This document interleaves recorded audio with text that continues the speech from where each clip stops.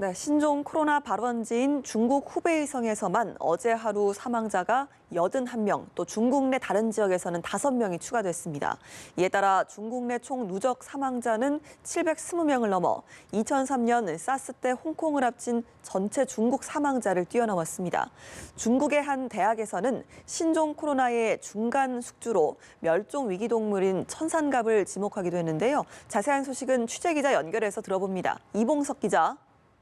네, 신종 코로나 바이러스 감염증에 따른 사망자가 중국 후베이성에서 어제 하루에만 81명이 나왔습니다.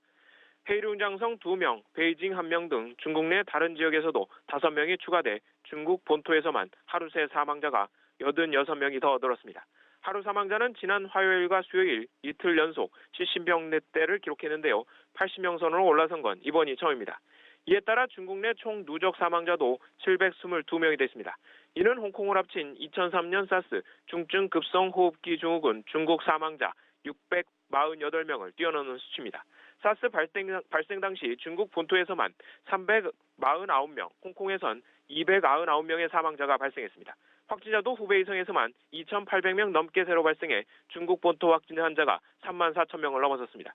자치령을 포함해 전 세계 28국에서 확진 환자는 35,000명에 육박하는 상황입니다.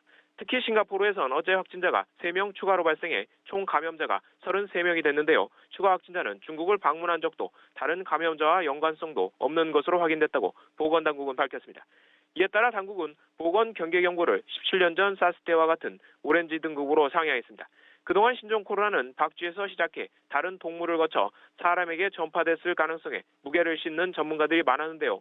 중국 화난농업대학은 천상갑에서 분리한 균주와 신종 코로나가 99% 일치한다면서 천상갑이 신종 코로나의 잠재적 중간 숙주라는 연구 결과를 내놨습니다.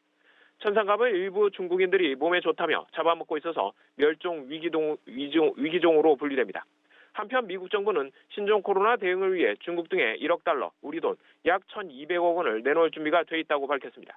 바이러스 치료제 개발 연구도 현재 전 세계에서 진행되고 있는데요. 영국의 과학자들은 백신 상용화가 2021년 초에나 가능할 것 같다고 말했다고 미국 CNN 방송이 보도했습니다. 지금까지 보도에서 연합뉴스 이봉석입니다.